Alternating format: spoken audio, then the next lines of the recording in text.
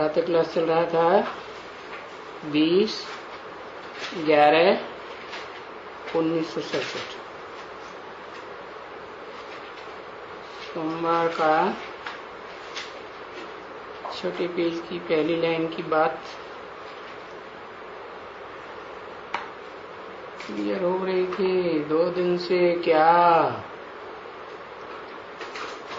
कि राधा और कृष्ण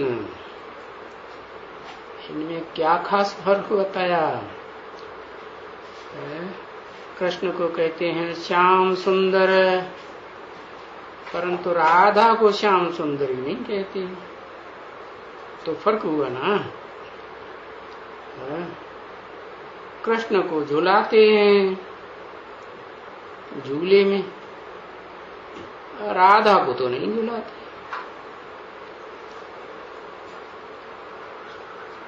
तो देखो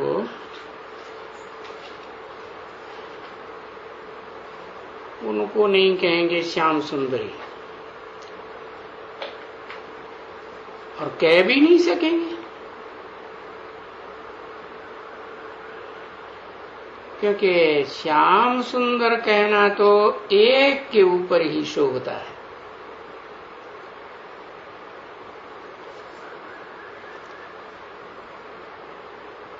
तो ये सभी बातें बैठ करके बच्चों को समझाते रहते हैं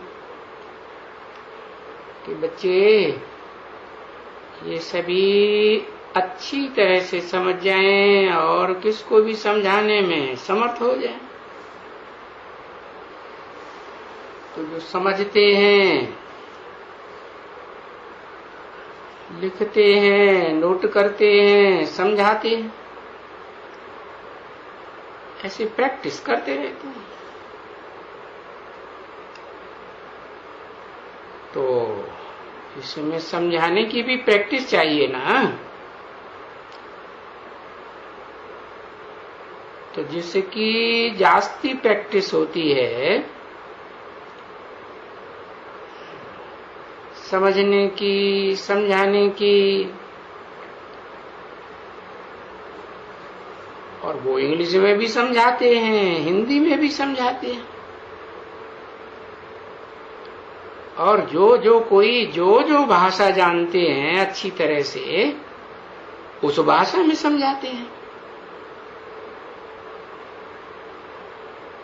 अभी इंग्लिश में भी समझाते हैं।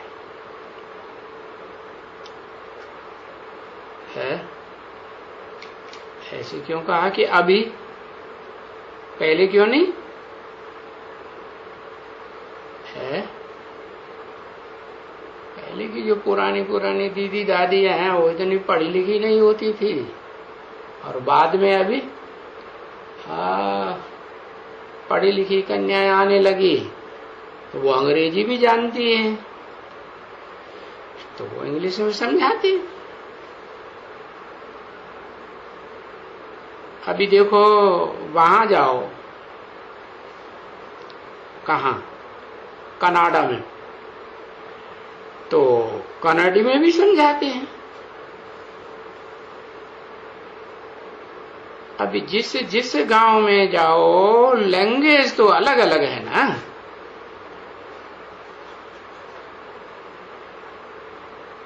गुजराती में भी तो समझाना पड़ता है।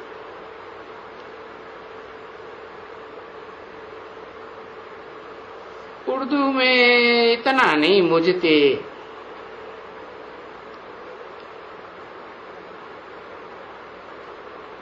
क्यों? क्योंकि उर्दू वाले हिंदी समझ जाते हैं। यहाँ मुसलमानों का राज्य सैकड़ों साल चला ना भारत में, तो उनकी भाषा भी आ गई। यथा राजा तथा प्रजा, वैसी भाषा भी चलती है। तो जो उर्दू वाले हैं वो हिंदी समझ जाते हैं, इंग्लिश भी समझ जाते हैं।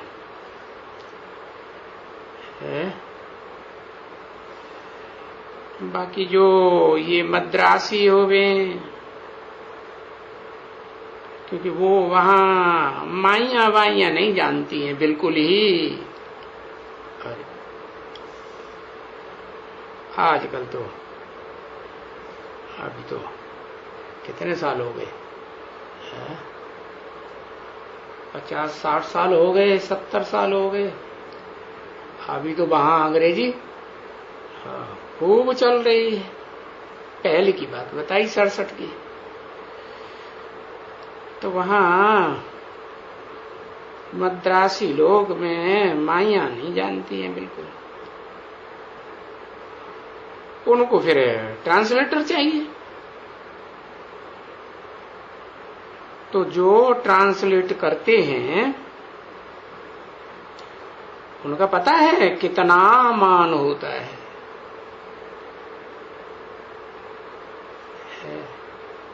जो 8-10 लैंग्वेज जानते हैं, अरे उनकी तो बहुत कीमत होती है। फर्स्ट क्लास लैंग्वेज टीचर हो गए ना। देखो वो यहां भी होते हैं दिल्ली में, ये काउंसिलों में आकर के बैठते हैं, तो जब काउंसिलर्स के भाषण होते हैं तो सभी भाषाओं में वो समझाते रहते हैं। हाँ, उनका ट्रांसलेट करते रहते हैं ना।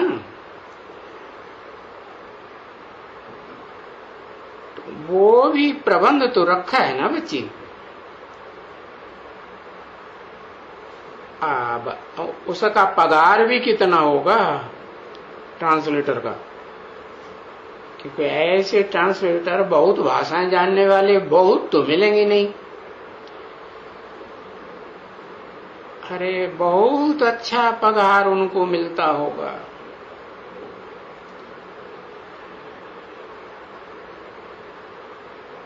ऐसे तो पगार 1-2 से जास्ती होती ही है,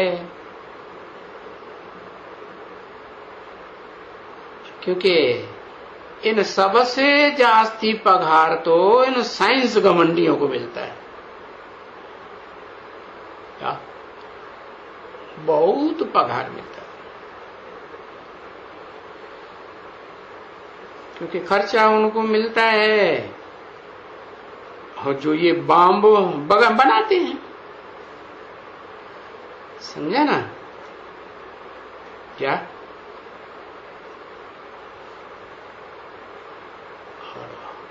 यहां फिर शूटिंग होती है ब्राह्मणों की दुनिया में, बम्स बनाने वालों की शूटिंग होती है ना। है जैसे उन बम्स में ऐसा भरते हैं, जब वो फूटते हैं तो उनकी बदबू सूंघने मात्र से तुरंत खलास हो जाते हैं। ऐसे ये बड़े बड़े बम्स बनाते हैं क्या, और उन बॉम्ब्स में ऐसी ग्लानी भरते हैं कि सूंघा और ये खेल खिला। चाहे कितना भी ज्ञान सुना हो, ज्ञान की खुशबू होती है ना, वो सब बेकार। ज्ञानी का बॉम्ब फटता है, पता है बड़े के बड़ा बॉम्ब कौन सा है? परमात्मा प्रत्यक्षता बम, परमपिता प्रत्यक्षता बम नहीं। पहले तो मुकर्रर रथ है, जिसे गीता में बताया परमात्मा इति उदाहरत है, इसे परमात्मा कहा जाता है,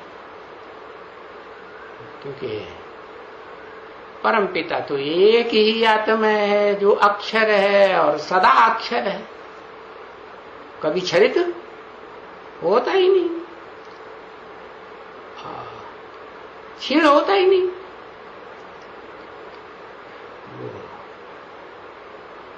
तो वो तो एक ही है, लेकिन वो जिस मुकर्रर रथ में प्रवेश करता है उसको भी आप समान तो बनाता है ना।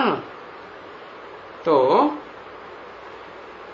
वो जो कहा जाता है परमात्मा, माने जो भोगी आत्माएं हैं उनके बीच में परम पार्टधारी है। क्या? भोग भोगने में भी परम पार्टधारी। कैसा कैसा भोग? एक तो होता है श्रेष्ठ इंद्रियों का भोग, और उससे भी ऊंचा इंद्रियातीत भोग। कौन सा? है? इंद्रियों से परे का भोग होता है ना? नहीं क्या? है? अरे सूर्य कलातीत है ना, तो कलातीत सुख देगा ना। चंद्रमा तो 16 कलाओं में बंधा हुआ होता है। तो जो ज्ञान चंद्र का पार्ट है, कृष्ण चंद्र कहते हैं, तो वो तो लिमिटेड सुख देता ना, 16 कला में बंधा हुआ सुख देता। और सूर्य तो अखूट ज्ञान की रोशनी का भंडार है, तो अखूट सुख देगा ना। तो वो जड़ सूर्य की बात नहीं है, ये चैतन्य ज्ञान सूर्य परम पिता हेवनली गॉड फादर शिव की बात है, जो सदा शिव है। तो वो इस सृष्टि पर आते हैं, तो वो परमात्मा के रूप में जो पार्ट बजाने वाली आत्मा हीरो पार्टधारी है। इस बात में पहले हीरो बनाता है ऊंच ते ऊंच सुख भोगने में। कौन सा ऊंच ते ऊंच सुख? एक होता है भ्रष्ट इंद्रियों का सुख, कर्मेंद्रियां कहते हैं। उससे ऊंचा होता है ज्ञान इंद्रियों का सुख, उसमें भी तो नंबर 12 है ना। है? ज्ञान इंद्रियों में भी सबसे ऊंचा आंखों का दृष्टि का सुख, और उससे भी ऊंचा इंद्रियातीत ज्ञान इंद्रियों से भी ऊंचा है। हाँ, जिसे कहें, हाँ क्या कहें, हाँ? अतीन्द्रिय सुख, इंद्रियों से अतिरेक में जाने वाला। जैसे इंद्रियों का सुख भूल जाता है, वो अतीन्द्रिय सुख जिनको मिलता है, तो इंद्रियों का सुख इतनी उच्च कोटि का सुख है। तो वो जो हीरो पार्टधारी होगा, वो तो फिर ऊंचे से ऊंचा सुख भोगेगा ना। है? हाँ, तो उसकी तो फिर बहुत महिमा होगी संसार में। फिर ये कोई नहीं जानता कि जो ऊंच से ऊंच बनता है, वो फिर 4 अवस्थाओं से पसार होने के बाद इस सृष्टि रूपी रंगमंच पर, क्योंकि सारी सृष्टि का बीज है ना, बाप है, तो ऊंच से ऊंच कर्म में भी बाप है, ऊंच से ऊंच सुख भोगने में भी बाप है, शांति भोगने में भी बाप है, और नीचे से नीचे दुख और अशांति भोगने वालों का भी बाप है या नहीं है? है। तो जब नीचे से नीचे सुख भोगता है भ्रष्ट इंद्रियों का, और सबसे जास्ती सुख भोगता। दुनिया में क्रिश्चियंस वगैरह होंगे यादव, उनमें तो फ्री है, उनके सरकार से कानून बना हुआ है, तुम कितनी भी शादियां करो, कितने भी डाइवोर्स दो, कितनों के साथ भी इंद्रियों का सुख भोग, छूट है कि नहीं? हाँ, छूट है। और सरकारी तौर पर नियम के मुआफिक शादी करो तो करो, नहीं करो तो गुप्त रूप में चाहे जितने के साथ सुख भोग। तो विभिचारी हुआ सुख या अव्यभिचारी हुआ? व्यभिचारी सुख हुआ। तो ये भारत में तो इसे बहुत बुरा मानते हैं। क्यों? क्योंकि भारतवासी जो आत्माएं, मनुष्य आत्माएं, उनमें जास्ती संख्या तो देवात्माओं की है ना। तो देवात्माओं ने तो ऊंच से ऊंच सुख भोगा है। ज्ञान इंद्रियों का सुख भोगा, 16 कला संपूर्ण सुख भोगा, इंद्रियातीत सुख भोगा। तो उनको ये बात बहुत खराब लगती है कि अच्छी लगती है? बहुत ग्लानि की बात आती है, और वो ग्लानि है वो सुन करके एकदम फां हो जाते हैं। कौन? भारतवासी या विदेशी? भारतवासी फां हो जाते हैं। तो ये जो बॉम्ब्स बनाते हैं ग्लानि के, है विचार की ग्लानि सबसे बड़ी ग्लानि हुई ना भारतीयों के हिसाब से, समझा ना? तो ये बॉम्ब्स हैं बेहद के ब्राह्मणों की दुनिया में ग्लानि के बॉम्ब्स। किसकी ग्लानि? ऊंच ते ऊंच पार्टधारी जो विश्व पिता है, सारी दुनिया का जो बीज है, बाप है, उसकी भी ग्लानि। तो जो उनकी भावना बैठी हुई है भगवान के ऊपर, वो भावना टूट जाएगी या रह जाएगी? भावना टूटती है और धड़ाधड़ टूटती है। ग्लानि सूंघी और बस अनिश्चय बुद्धि बने। तो अभी बॉम्ब से जिसको नाम कहते हैं बम्ब है, वो तो किस बात के लिए है? वो हद के बम हद की मौत करते हैं, और ये बेहद का बम बेहद की मौत करता है। बेहद की मौत क्या होती है? बेहद की मौत होती है अनिश्चय बुद्धि विनश्यते। जो धारणा बाप सिखाते हैं धर्म की, सबसे पहली धारणा क्या सिखाते हैं? फाउंडेशन में ही क्या धारणा सिखाते हैं? तुम आत्मा हो, ज्योति बिंदु भ्रकुटी की मध्य में रहने वाली, तुम देह नहीं हो। तो बस ये जो अव्वल नंबर ईश्वर की सिखाई हुई धर्म की धारणा है, उस पर भारी आघात होता है। क्योंकि देव आत्माएं तो इसी धारणा के आधार पर सत्युग त्रेता में जिंदा रहती है कि मरती है? वो तो मरती थोड़ी है, स्वेच्छा से शरीर रूपी वस्त्र उतारती है। उन्हें कोई मरना महसूस होता है? आज की दुनिया में तो मरने से कितना डरते, सबसे बड़ा भय पैदा होता है मृत्यु का दुख है। तो और भी दुख है, जन्म का दुख होता है, बुढ़ापे का दुख होता है, और भी प्रकार के दुख है। लेकिन ये जो बेहद की मौत है ब्राह्मणों की दुनिया में, वो ग्लानि सुन करके धड़ाधड़ मौत होती है। क्या? क्यों? क्योंकि ये तो नई बात है ना। क्या? कि वो शिव कौन है? शिव को तो कहते हैं एवर प्योर है। एवर प्योर माने परम पवित्र है। जब परम पवित्र है तो अपवित्र काम करेगा? ये विविचार में जाना, भ्रष्ट इंद्रियों से विविचार करना, ये तो बहुत ही अपवित्र काम हो गया।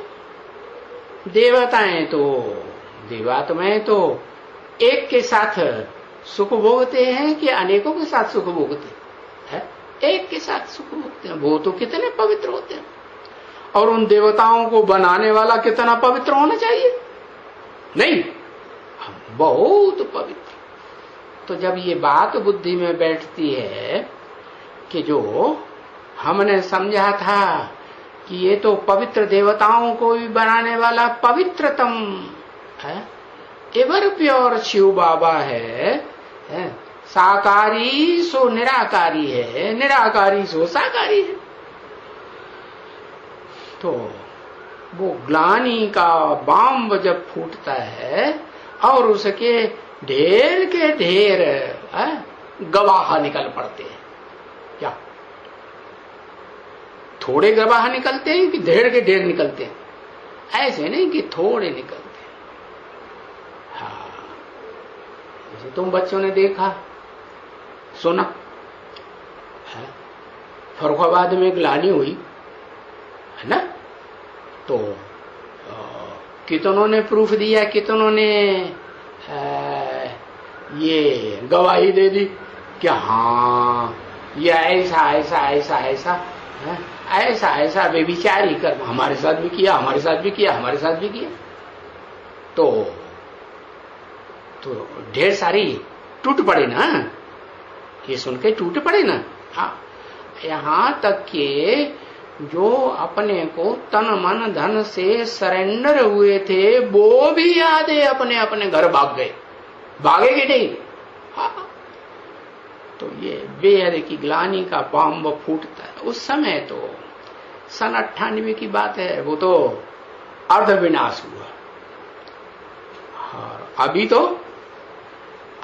तो कौन सी शूटिंग होनी है, रिहर्सल होनी है कि नहीं। जैसे यज्ञ के आदि में रिहर्सल हुई थी कि नहीं, 10 साल की। पहले ओम मंडली में हुई ना, तो ओम मंडली में 10 साल में से 5-6 साल पूरे हुए और वो ग्लानि का बम फूटा सिंध हैदराबाद में, और सारे ही क्या हुआ, सारे ही टूट गए कि नहीं। ओम मंडली में क्या हुआ, टूट गई है, माला मोती बिखर गए, 2 दिन रहकर साथ न जाने किधर गए। तो जो आदमी हुआ सो फिर 100 साल जो पुरुषोत्तम संगम युग का बताया है, ऊंचे ऊंचे धर्म पिता जो सद्धर्म की स्थापना करता है, 100 साल ही तो बताए ना उसके भी, जैसे और धर्म पिताओं के 100 साल। तो उन 100 सालों में आदि के 10 साल में जो हुआ वो अंत में भी होगा या नहीं होगा, है? नहीं होगा। हाँ होगा। आदि सो, अरे बोलते क्यों नहीं, आदि सो अंत। तो वो अंत जो है वो वेद में, ब्राह्मणों की दुनिया में 2 प्रकार की आत्माएं, एक है सूर्य से जन्म लेने वाली सूर्यवंशी, और दूसरी है ज्ञान चंद्रमा जो कृष्ण वाली आत्मा है, दादा लेखराज ब्रह्मा का पार्ट बजाती है, उससे जन्म लेने वाली सारी दुनिया। नीची कुरी के ब्राह्मण है ना, तो इसमें चंद्रमा में कम रोशनी है, कम ज्ञान है, तो ज्ञान कम उठाने वाली आत्मा है।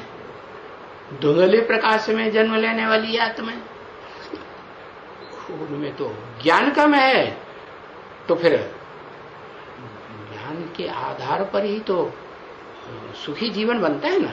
हाँ, तो ये आत्माएं सूर्यवंशी हैं, सूर्य के सन्मुख बैठ करके सुनती हैं, बाप के रूप में, टीचर के रूप में, सुप्रीम टीचर के रूप में, सदगुरु के रूप में। तो वो आत्माएं जो हैं वो ऊंची हुई ना। हाँ, वो बाप समान बीज रूप आत्माएं हैं। तो बीज रूप आत्माओं की पहले शूटिंग होगी, रिहर्सल होगी ब्राह्मणों की दुनिया में, अंत में, या आधार मूर्त जड़ों की पहले रिहर्सल होगी। हाँ, किसकी होगी, बीज रूप आत्माओं की होगी। तो ये 10 साल और 20 साल की बात आई कि विनाश के कितने साल हैं, तो अव्यक्त बाप दादा ने बता दिया। अरे तुम बीज रूप आत्माओं के लिए जो ज्ञान सूर्य के डायरेक्ट बच्चे हो, उनके लिए तो 20 साल तो है ही नहीं। कितने हैं ज्यादा से ज्यादा 10 साल। ये 10 साल के अंदर स्थापना भी है। कौन सी स्थापना, अरे रुद्रमाला पहले प्रत्यक्ष होती है ना, तो अभी तक माला बनी क्या, बनी? अभी तक तो नहीं बनी। कितने साल हो गए, 80 साल बीत गए। यज्ञ के आदि में ओम मंडली में माला बनाते थे और बार बार टूट जाती थी। बीच में भी ब्रह्मा बाबा ने माला बनाना शुरू किया है, और संदेशी ने आके बताया ब्रह्मा बाबा माला बनाते थे और बाप बैठ के मुस्कराते थे। ऐसे बोला। क्यों मुस्कराते थे? मुस्कराते इसलिए थे कि ये जो ज्ञान चंद्रमा का पार्ट बजाने वाला जो ब्रह्मा है ना, 4 मुखों का संगठन बनाने वाला है, चतुर्मुखी ब्रह्मा है ना, तो इसमें ज्ञान तो चंद्रमा जैसा थोड़ा है, लिमिटेड, 16 कला संपूर्ण। जब ज्ञान ही थोड़ा है तो ये कैसे बनाएगा संगठन? है? संगठन बनेगा? है? संगठन बनेगा भी तो भी क्या होगा? तो भी बिगड़ जाएगा। तो बताया कि बाप मुस्कुराने लगे। अब अंत में क्या करेंगे? जैसे आदि में ओम मंडली में बाप जब पढ़ाई पढ़ा रहे थे, हैं, तो उस समय जो गीता ज्ञान सुनाते थे तो वो ही संस्कृत की गीता के अर्थ बैठ करके बताते थे। तो अब अंत में फिर गीता प्रत्यक्ष होगी कि नहीं? अरे भारतवासियों का मुख्य धर्म ग्रंथ कौन सा है? गीता। लेकिन वो बेचारे भूल गए हैं, आज की प्रजातंत्र गवर्नमेंट में ये भी भूल गए कि हमारा मुख्य धर्म ग्रंथ कौन है। अगर जानते होते कि रिलीजन इज माइट, धर्म में ही ताकत होती है, तो फिर वो एक धर्म ग्रंथ को अपनाते। और प्रैक्टिकल में जानते भी हैं, देखते भी हैं कि मुसलमान देखो कुरान को ही मानते हैं, कोई दूसरी धर्म को पुस्तक को मान नहीं देते, वो ही पुस्तक पकड़ते हैं, पकड़ते हैं ना। हाँ, जब वो शपथ लेते हैं तो भी कुरान हाथ में देते हैं। और क्रिश्चियंस में भी बाइबिल ही ज्यादा पढ़ेंगे, बाइबिल को ही महत्व देंगे, कोई दूसरे धर्म ग्रंथ को महत्व उतना नहीं देंगे। तो उनमें ताकत है या नहीं है? एक धर्म ग्रंथ को मानने वालों में, एक धर्म पिता को मानने वालों में और एक धर्म को फॉलो करने वालों में आज दुनिया में ज्यादा ताकत है या जो अनेक धर्म पिताएं माने बैठे हैं? कृष्ण भी भगवान, क्या गीता का भगवान, हाँ, और राम भी भगवान, हाँ, वो सूर्यवंशी है और वो विवस्वत रूप में सूर्य नाम है उसका। हाँ, उसके आकर के भगवान ने ज्ञान दान दिया जिसके आधार पर सद्धर्म की स्थापना हुई। तो कोई किसी को ढेर सारे उन्होंने बनाए हुए हैं धर्म पिता, सद्धर्म की स्थापना करने वाले। सत्य एक होगा कि अनेक होंगे? है? एक सत्य होता है। हाँ। और शास्त्रों में लिखा हुआ भी है कि एक शंकर ही है सृष्टि रूपी रंगमंच पर, जिसका कभी आत्मा का और शरीर का विनाश नहीं होता। विनाश नहीं होता है इसका मतलब ये नहीं कि स्थूल शरीर छोड़ते नहीं। अरे स्थूल शरीर तो छोड़ते हैं, लेकिन सूक्ष्म शरीर वो आत्मा छोड़ती है नहीं। सूक्ष्म शरीर में तो मन बुद्धि भी शामिल है ना। जो तत्व होते हैं ना देह का निर्माण करने वाले, उन 23-24 तत्वों में मन बुद्धि भी शामिल है। ऐसे नहीं पृथ्वी जलवायु अग्नि आकाश वगैरह भी है, वगैरह ही हैं, नहीं। तो बताया कि वो जो मन बुद्धि वाली आत्मा है और बीज रूप आत्मा है सृष्टि रूपी रंगमंच की, वो शरीर से भी सृष्टि पर कायम रहती है, सदा कायम। और आत्मा से भी, मन बुद्धि रूपी आत्मा से भी सृष्टि पर सदा कायम रहती है कि नहीं? सदा कायम, क्योंकि सत्य एक ही है ना वो, तो वो एक ही कायम रहता है और बाकी सब अपना शरीर छोड़ते हैं। अब ये है कोई कम समय के लिए, कोई ज्यादा समय के लिए। तो बताया कि वो जो एक है सत्य, उस सत्य धर्म पिता को भूल गए, असली रूप को। उसके सुनाए हुए ज्ञान के गीत, गीता ज्ञान को भी भूल गए है। पहले भारत की गवर्नमेंट में कोर्ट में गीता फिर भी हाथ में लेकर के शपथ दिलवाते थे। आजकल तो गीता की शपथ दिलवाना भी बंद कर दिया। क्यों? क्योंकि वो गवर्नमेंट ही ऐसी है। कौन सी? धर्म निरपेक्ष राज्य।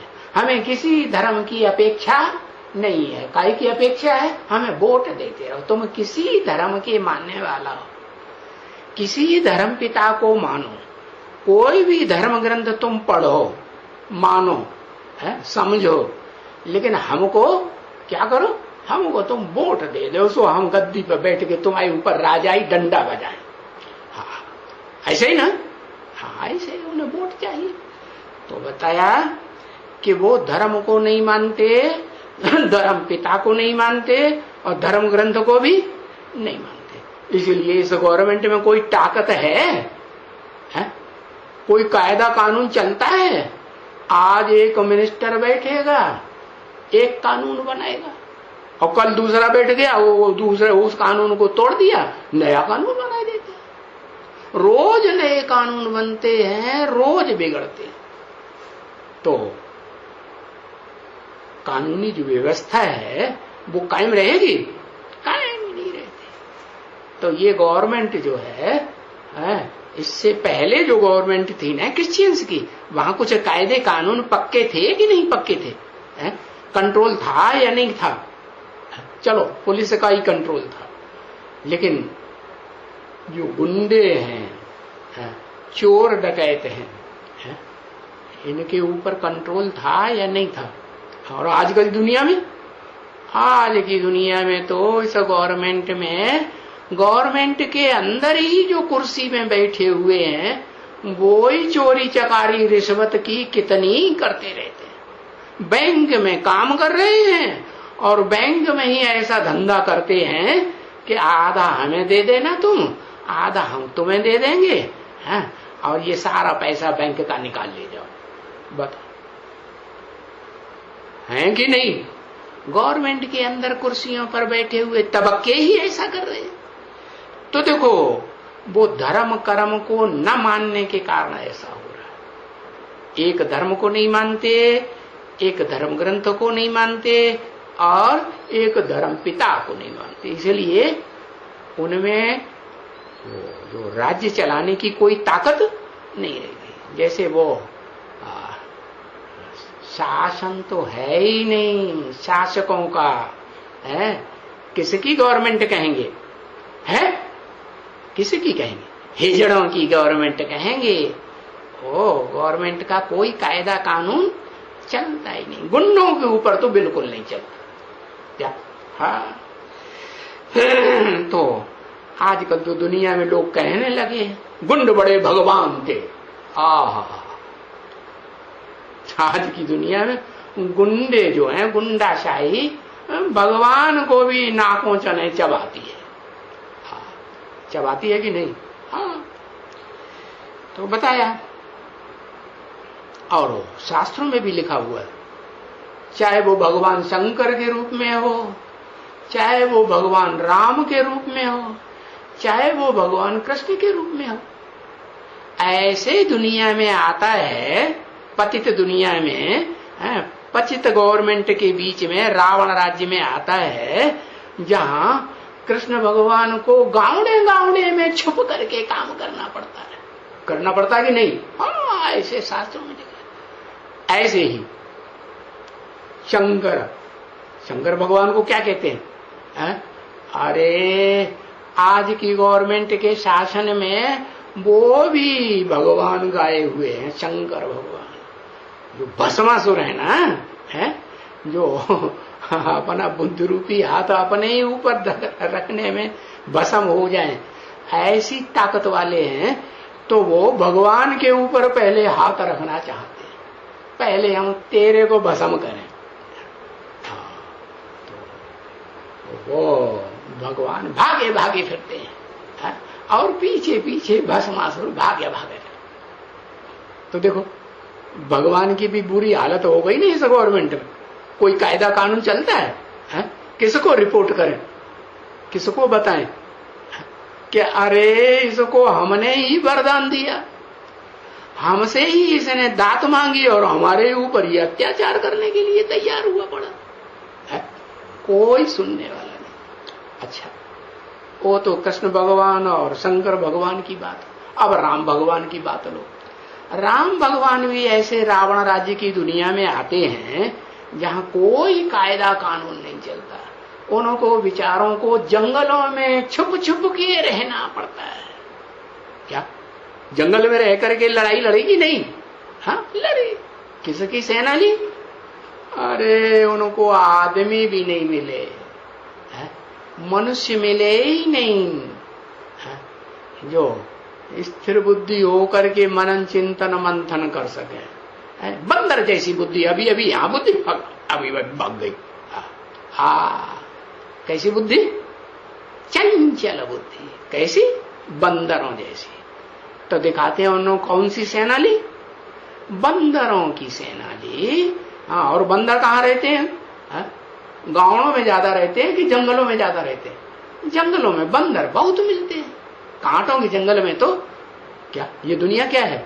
कांटों के जंगल है ना। तो कांटों के जंगल में वो राम भगवान ने बंदरों की सेना ली।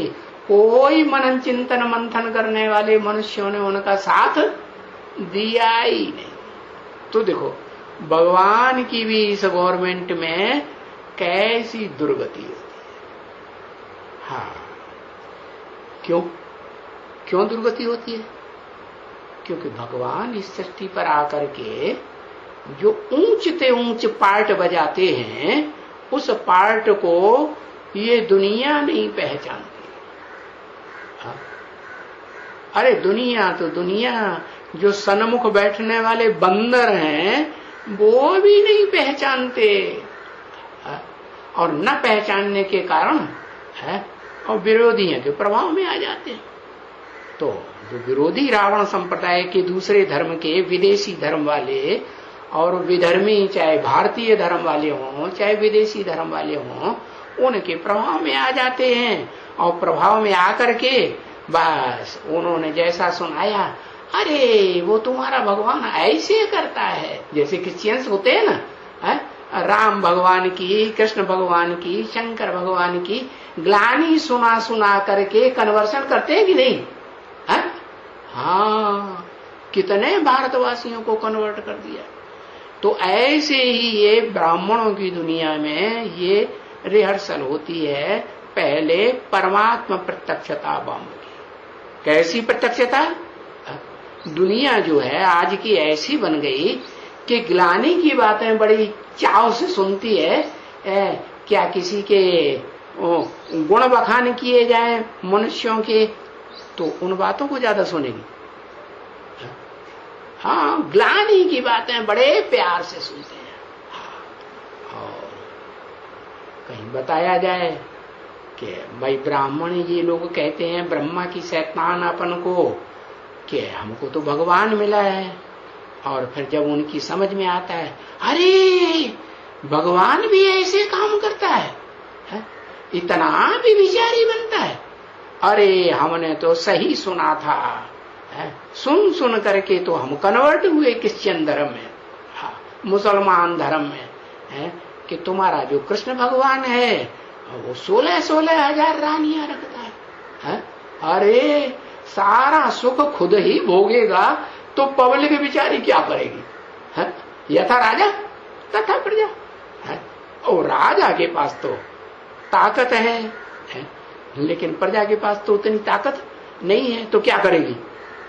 चोरी चकारी करेगी या नहीं करेगी? हाँ, चोरी से भी विचार करेगी। तो दुनिया में तो एकदम सत्यानाशी छा जाएगी। अब इनका जो भगवान है उस भगवान के बारे में वो असलियत जानते नहीं है। एक तरफ मंदिर बना बना करके शिव के, वहां मंदिर में पूजा भी करते हैं। किस बात की पूजा? कौन से कर्म की पूजा करते हैं? वो मंदिर में जो शिवलिंग रखा हुआ है वो कौन सा कर्म कर रहा है और किसके साथ कर रहा है? कर रहा है कि नहीं? हाँ, क्या कर्म दिखाया कि वो भगवान शिवलिंग के रूप में है, उसके लिंग की ही पूजा होती है। कान की पूजा नहीं होती, नाक नहीं रखी हुई है, ना आंख रखी हुई है, न टांग रखी हुई है, काहे की पूजा होती है? लिंग रखा हुआ है, वो लिंग है। हाँ, वो काम दिखाया जाता है। जो दुनिया जो है वो तो फिर भी शर्म आती है तो छुप छुप के करती है, दुनिया को तो फिर भी शर्म आती है। लेकिन ये तो मंदिर बना के सारी दुनिया दर्शन करने आ रही है और उसको हाँ ये दिखावा कर रहा है। क्या कर रहा है कि देखो मैं ये कर रहा हूं। अरे और उसमें भी उस आरघे में कोई एक नहीं पड़ा हुआ है क्या कि कोई एक पार्वती की बात हो। अरे हम बच्चों को तो बता ही दिया भगवान ने, क्या तुम सब पार्वतियां, तुम सब सीताएं हो, हैं? क्या हो तुम सब द्रौपदियां हो। कलयुग में है, सतयुग में त्रयोदशी द्रौपदियों को कोई नंगन करता है, कहां नंगन होती है? इसे कलयुग की बात है। तो कलयुग में द्रौपदियां नगन होती हैं, सीताओं को रावण चुराए ले जाता है, और जो क्या बताया ये पार्वती, तुम सब पार्वतियां हो, माने पार लगाने वाली हो। क्या किसको पार लगाने वाली? कोई न कोई को तो पार लगाने वाली सब हो। क्या तुम सब कौन? अरे बीज रूप आत्माओं में से बोला होगा या सभी के लिए बोला होगा? बीज रूप आत्माओं के लिए बोला कि तुम सब पार, तुम बीजों में सारी दुनिया समाई हुई है, नहीं समाई? जब एक बीज में सारे सस्य वृक्ष के 500-700 करोड़ पत्ते समाये हुए हो सकते हैं, तो दूसरे बीजों में थोड़े नंबरवार नहीं समाये हुए हो सकते हैं? हाँ, हो सकते हैं। तो बताया ये तुम पार्वतियां पार लगाने वाली, तुम्हारे अंदर में जितने भी आत्माएं कंट्रोलिंग पावर में जन्म जन्मांतर संसर्ग संपर्क में आती हैं, उनकी पार लगाने वाली तुम पार्वतियां। नंबरवार हो कि अव्वल नंबर हो सब? हाँ, अव्वल नंबर को पार लगाती है। जो सारी मनुष्य सृष्टि का बीज है, बाप है, उसको पार लगाने के निमित्त बनती है। तो जैसे कि 500-700 करोड़ की अम्मा बन गई कि नहीं? हाँ, बीज को पार लगाया, सारी मनुष्य सृष्टि के बीज को, तो जैसे कि पूरे झाड़ को पार लगाया, बाकी सब नंबर वाले। तो बताया कि वो जो पार्वती के साथ ऐसा कर्म मंदिर में बैठ करके कर रहा, पार्वती को अम्मा के रूप में जो भगत लोग हैं वो मानते हैं, और शंकर जी को बाप के रूप में। जैसे आज की दुनिया में होता है ना, क्या आज की दुनिया कलयुगी दुनिया है कि सतयुगी त्रेतायुगी द्वापर युगी दुनिया कुछ सुधरी हुई है? नहीं, बिगड़ी हुई दुनिया। आज के जो बच्चे हैं ना, वो माँ बाप हरकत करते रहते हैं, शैतानी हरकतें आपस में, और बच्चे आंखें खोल बोल करके देखते रहते हैं, ये मम्मी पापा क्या कर रहे हैं। करते हैं कि नहीं? देखते हैं कि नहीं? ऐसे बच्चे देखते हैं, और फिर वो जैसा माँ बाप करेंगे वैसे वो बच्चे भी करते हैं कि नहीं? करते हैं। तो ऐसी जब दुनिया बन जाती है कि माँ बाप के रूप में वो बच्चे हैं, सब बच्चा बुद्धि है, समझते ही नहीं। क्या ये माता पिता हैं, ये हमारी जिंदगी के हैं मालिक हैं। अरे बच्चा पैदा होता है, उसकी जिंदगी का मालिक माँ बाप होते हैं कि नहीं?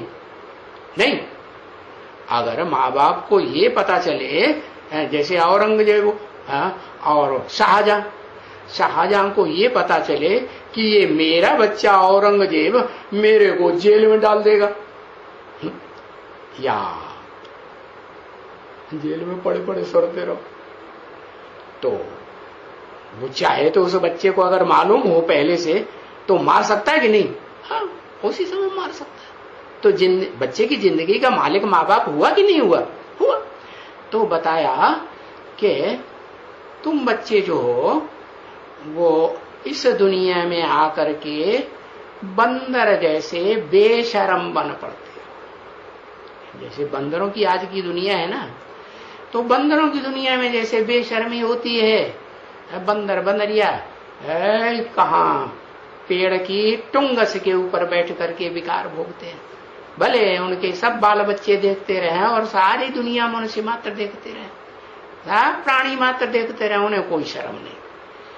ऐसे ही आज की दुनिया जो बनती जा रही है और बन गई, तो इस दुनिया में समझते हैं कि ऐसे तो सभी पतित हैं। समझते हैं कि नहीं? सारी दुनिया पतित है, अंदर से समझते हैं। लेकिन जब भगवान के बारे में सुनते हैं कि ये तो भगवान का पार्ट बताते हैं और भगवान बताते हैं और भगवान ऐसे ऐसे कर्म करते हैं बंदरों जैसे। बंदरों का भी बाप है कि नहीं?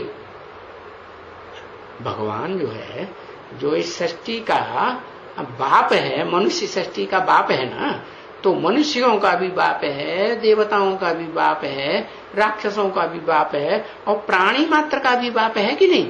प्राणी में पशु पक्षी आ जाते हैं कि नहीं? आ जाते हैं, कीड़े मकोड़े सब आ जाते हैं। इसलिए कह दिया है, क्या शास्त्र में लिख दिया, मनुष्य आत्मा 84 लाख योनियों में जाती है। तो क्या हर मनुष्य आत्मा 84 लाख योनियों का पार्ट बजा सकती है? नहीं, वो तो एक आत्मा की बात है कि वो ऊंचते ऊंचे है क्या विष्णु देवता का भी पार्ट, वैकुंठवासी का भी, वैकुंठ के अधिपति का भी पार्ट बजाती है। और इस नीच दुनिया में नीचते नीच जो कीड़े मकोड़े हैं ना, बहुत दुखदायी होते हैं। दुख देने के अलावा और उनका कोई दूसरा धंधा होता ही नहीं। ये मक्खी मच्छर क्या करते हैं? सुख देते हैं या दुख ही देते हैं? किसी को सुख देते हैं? मच्छर तो दुख देता ही है। तो बताया उनसे भी जास्ती जो शरीर के अंदर बीमारी के कीटाणु पड़ते हैं कि नहीं? हाँ, एक एक बूंद में मलेरिया के कितने कीटाणु होते हैं। हाँ, इन आंखों से दिखाई नहीं पड़ते, परंतु वो भी तो प्राणी है ना। प्राणी है या नहीं? वो सब प्राणी। तो उनसे भी जास्ती नीच कर्म करने वाला वो मनुष्य सृष्टि का वो बाप है या नहीं है? कौन? आत्माओं का बाप या आत्माओं का बाप जिस मनुष्य सृष्टि के बाप में प्रवेश करता है वो बाप? हाँ, जो मनुष्य सृष्टि का बाप है ना, हाँ, उस मनुष्य सृष्टि में तो मनुष्य के अंडर में इस दुनिया के सारे प्राणी पलते हैं कि नहीं? तो बताया वो जो बीज रूप बाप है वो ऊंचते ऊंच और नीचते नीच पार्टधारी है। उसके ऊंचते ऊंच पार्ट को दुनिया नहीं समझती है कि वो जो काउंटलेस के साथ दुनिया समझती है 16,000 के साथ ऐसा ऐसा कर्म करता है तो बहुत पतित है। अपन को तो समझते थे कि हम तो इतना पतित नहीं थे, हम तो फिर भी लिमिटेड में थे। तो जो ग्लानि फैलती है ना किन में, खास भारतवासियों, तो वो बहुत हो हल्ला मचाते हैं। कौन हो हल्ला मचाते हैं? बाहर की दुनिया वाले। यूरोप के जो विदेशी लोग हैं वो उस हो हल्ले से ज्यादा प्रभावित होते हैं या असलियत को वो पहले समझते हैं? कृष्ण की जो 16,000 रानियों की बात है, उस बात की असलियत को जब भगवान बाप आकर के क्लियर करते हैं तो पहले कौन समझता है? विदेशी समझते हैं कि भारतवासी समझते हैं? विदेशी समझते हैं, भारतवासी नहीं समझते हैं। और भारतवासी तो क्या और ही वितंडावाद फैलाते हैं। अरे हमने जिसको भगवान समझा वो भी ऐसा नीच कर्म करने वाला है। सिर्फ ऐसे नहीं कि ब्राह्मणों की दुनिया में वो जो शूटिंग करने वाले बेसिक ब्राह्मण हैं, ब्रह्मा कुमार कुमारी नाम देते हैं, अपने बाप का नाम नहीं बताते शर्म के मारे। तो वो ही ऐसे समझने वाले हैं। नहीं, उनकी बात तो छोड़ दो, वो तो बच्चा बुद्धि है। जैसे ब्रह्मा बाबा बच्चा बुद्धि था या सालिम बुद्धि था? जो उसके मुख से शिव बाप आकर के ज्ञान सुनाते हैं, गीता का ज्ञान, उस गीता ज्ञान की गहराई को वो समझता था? नहीं समझता था। न समझने के कारण बच्चा बुद्धि हुआ। तो उसके फॉलोअर्स सब कैसे हुए? बच्चा बुद्धि या सालिम बुद्धि? सगीर नहीं, बच्चा बुद्धि। तो उनकी तो बात छोड़ दो। लेकिन जो कहते हैं कि हम एडवांस ज्ञान लेते हैं, भगवान के सन्मुख बैठ करके हम सन्मुख पार्ट बजाते हैं पढ़ाई पढ़ने का, तो वो भी ग्लानि के चक्कर में फंस जाते हैं या नहीं फंस जाते हैं? वो भी उस ग्लानि करने वाले जो कन्वर्टेड बीज रूप आत्माएं हैं, वो इतनी खतरनाक बनती हैं कि जिस बाप को उन्होंने यज्ञ की आदि में अपने खून से लिख लिख करके दिया था, क्या कि यही हमारा बाप है परम पिता, और अभी अंत में गवर्नमेंट के स्टाम्प पेपर पर लिख लिख करके दिया है, या पहले पहले शुरुआत में सादा कागज पर भी लिख करके दिया है? हाँ, दिया है कि नहीं? और गवर्नमेंट के कोर्ट के सामने एफिडेविट भी लिखा, शपथ पत्र। नोटरी होता है, वो भी कोर्ट है कि नहीं? गवर्नमेंट के द्वारा स्थापन किया हुआ कोर्ट है। तो कोर्ट के सामने बैठ करके अंजाम किया कि ये हमारा भगवान बाप है, हमें भगवान बाप मिल गया। फिर क्या करते हैं? दो गले हैं कि नहीं? दो गले, एक बाप नहीं बनाते हैं। फिर क्या करते हैं? ढेर सारी विष्णु पार्टी निकलती है, और उन विष्णु पार्टी में बड़े बड़े भगवान बन करके बैठ जाते हैं। और फिर क्या करते हैं? वो कन्वर्ट होने वाले जो बीज रूप हैं, जिनके ऊपर दूसरे दूसरे धर्मों का छिलका चढ़ा हुआ है, वो सब बीज रूप आत्माओं की बुद्धि को क्या करते हैं? भ्रष्ट करते हैं। क्या? तो छिलका उतारते हैं कि छिलका और ही ज्यादा चढ़ जाता है। क्या होता है? वो विधर्मियों का छिलका और ही ज्यादा मजबूत हो जाता है। इतना बड़ा बड़ा ग्लानि का बम, परमात्मा प्रत्यक्षता बम फोड़ते। अभी बताया ना, आज की दुनिया ऐसी बन गई है, किसी के गुण कम देखेगी और कोई के अवगुण जास्ती। जैसे कोई सफेद कपड़े वाला ब्राह्मण हो ना, है ब्राह्मण है, लेकिन उसमें एक काला दाग सामने दिखाई पड़ता है, तो सबकी नजर जो है उस काले दाग पर जाती है कि सारा कपड़ा सफेद पहना हुआ उसके ऊपर जाएगी, दाग ही। तो ऐसे ही है, ये सारी दुनिया की बात छोड़ो, है इस दुनिया की जो आधार मूर्त जड़ रूप आत्माएं, ब्राह्मण आत्माएं हैं, उनकी बात छोड़ो। जो दूसरे दूसरे धर्मों की आधार मूर्त खड़ी हुई है, उनकी बात छोड़ दो। और जो ऐसी आधार मूर्त आत्माएं हैं जो सड़ गई हैं, जड़ें है, वो जड़ें ऊपर से, अरे वो जड़ें ऊपर से दिखाई भी नहीं पड़ती है? हाँ, उनकी गहराई में जाओ तो वो देखने में आएंगे।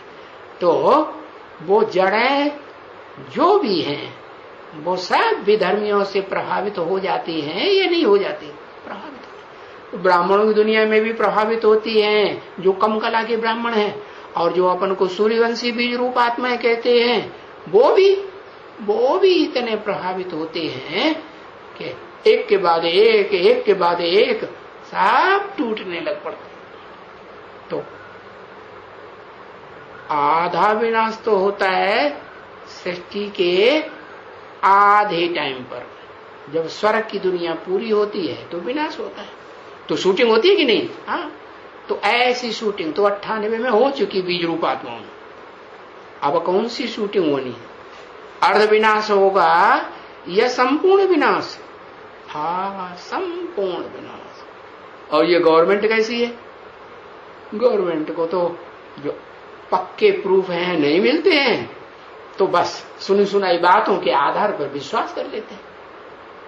वो विटनेस ने, वो गवाह ने विटनेस दे दी, अच्छा एक की बात छोड़ो, दूसरे गवाह ने विटनेस दे दी, फिर तीसरा निकला, चौथा निकला, पांचवा निकला, अरे ये तो सैकड़ों हजारों निकल पड़े जिन्होंने बताया कि हाँ हमारे साथ ऐसा ऐसा हुआ, वैसा वैसा हुआ, हमारे साथ ये जोर जबरदस्ती हुई, हमारे साथ बलात्कार हुआ।